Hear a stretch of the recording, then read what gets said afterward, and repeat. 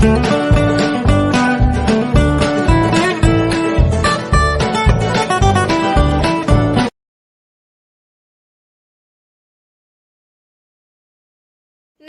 मैं खुशी। हम नवग्रह का जो 12 भावों में फल है वो सीरीज अभी चला रहे हैं, जिसमें वो भाग चला रहे हैं, जिसमें हमने पार्ट 1 कवर कर लिया है, जिसमें हमने सूर्य, चंद्रमा एवं मंगल ग्रह के विस्तृत जानकारी या अलग अलग भावों में फल जाना, 12 भावों में फल जाना। अब इस पार्ट में हम जो है बुध, बृहस्पति यानी गुरु एवं शुक्र ग्रह के बारे में जानेंगे। उनके 12 भावों में क्या फल होते हैं उसके बारे में जानेंगे।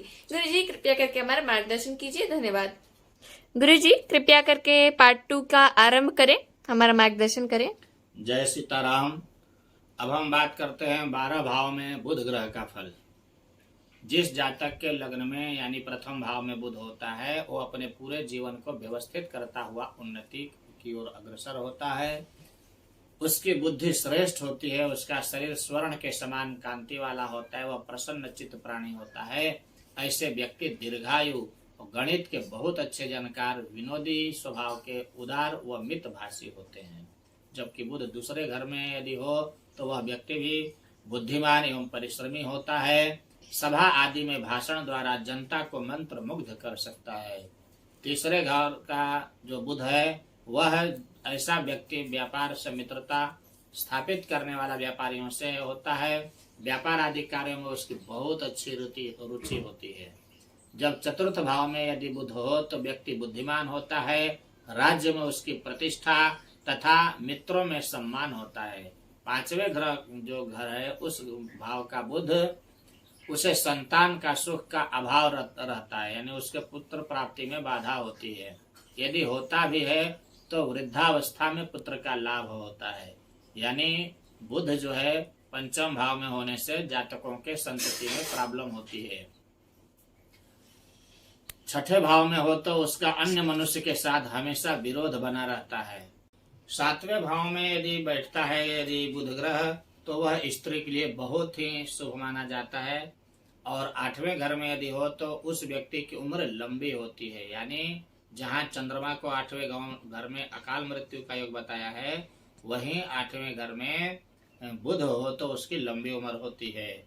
यह देश विदेश में ख्याति लाभ दिलाता है। नौवें घर में हो तो मनुष्य धार्मिक कार्यों में रुचि रखने वाला होता है, बुद्धिमान होता है, तीर्थ आदि करने वाला होता है तथा घर का कुल दीपक भी होता है।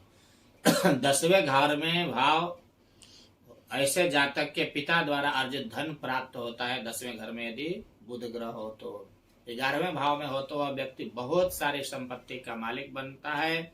ऐसा व्यक्ति लेखक या कवि भी हो सकता है। 11वें घर का बुध यदि 12वें भाव में हो तो ऐसा विद्वान होते हुए भी आलसी होता है। अब हम बात करते हैं अगले ग्रह की, गुरु ग्रह की। गुरु जी कृपया करके प्रारंभ करें। कुंडली के 12 भाव में जब हम बृहस्पति के बारे में चर्चा करते हैं तो जिस जातक के लग्न स्थान में बृहस्पति होता है ऐसा जातक अपने गुणों से चारों ओर आदर की दृष्टि से देखा जाता है। दूसरे भाव में हो तो जातक कवि होता है, उसमें राज्य संचालन करने की शक्ति होती है। तीसरे घर का जो है बृहस्पति जातक को नीच स्वभाव का बना देता है, साथ ही उसे सहोदर भ्राताओं का सुख भी प्राप्त होता है। चौथे भाव में हो तो व्यक्ति लेखक, प्रवासी, योगी, आस्तिक, कामी, पर्यटनशील, विदेश प्रिय तथा महिलाओं के पीछे पीछे घूमने वाला भी होता है। 5वें भाव में ऐसे जातक विलासी तथा आराम प्रिय होता है। 6ठे भाव में हो तो ऐसे जातक सदा रोगी रहता है। 6ठे भाव का गुरु अच्छा नहीं होता है, मुकदमे आदि में जीत हासिल करता है तथा अपने शत्रुओं का मुंह के बल गिराने की क्षमता रखता है।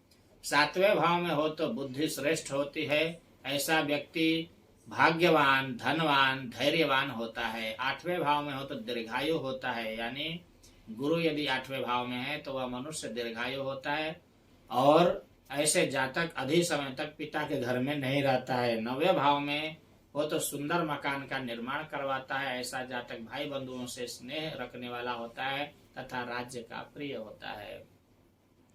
10वें भाव में यदि आपके गुरु है कुंडली में तो जातक भूमि का पति, भवन प्रेमी बना देता है। ऐसे व्यक्ति चित्रकला में भी निपुण होते हैं। 11वें भाव के गुरु जातक को ऐश्वर्यवान, पिता के धन को बढ़ाने वाला, व्यापार में दक्षता लिए होता है। 12वें भाव में हो तो ऐसा जातक आलसी, कम खर्चा करने वाला, दुष्ट स्वभाव वाला, लोभी, लालची भी होता है। अब हम अगले ग्रह की बात करते हैं। जो अगला ग्रह है शुक्र ग्रह। गुरुजी कृपया प्रारंभ करें। शुक्र 12 भाव में शुक्र ग्रह के जो फल हैं, तो लग्न में यदि शुक्र ग्रह होते हैं तो जातक दीर्घायु, सुंदर, ऐश्वर्यवान, मधुर भाषी, भोगी, विलासी, प्रवासी, विद्वान होता है। जबकि दूसरे भाव के शुक्र ग्रह धनवान, यशस्वी, साहसी, कवि एवं भाग्यवान बनाता है। तीसरे घर के शुक्र ग्रह धनी, कृपण, आलसी, चित्रकार, पराक्रमी, विद्वान, भाग्यवान एवं पर्यटनशील बनाता है। जबकि चौथे घर का शुक्र जातक को बहुत ही बलवान, परोपकारी, आस्तिक, सुखी, भोगी, पुत्रवान एवं दीर्घायु बनाता है।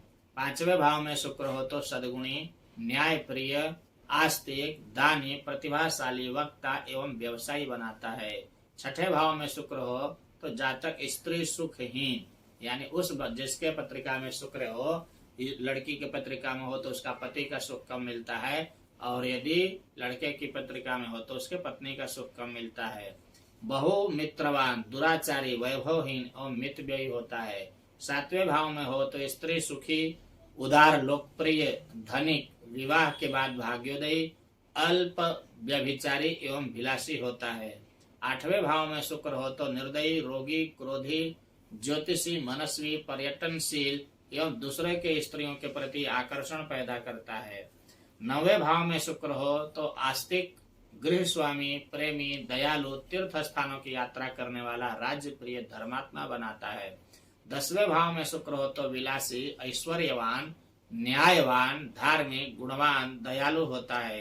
11वें भाव में शुक्र हो तो जातक विलासी, वाहन सुखी, स्थिर, लक्ष्मीवान, परोपकारी, धनवान, कामी एवं पुत्रवान भी बनाता है।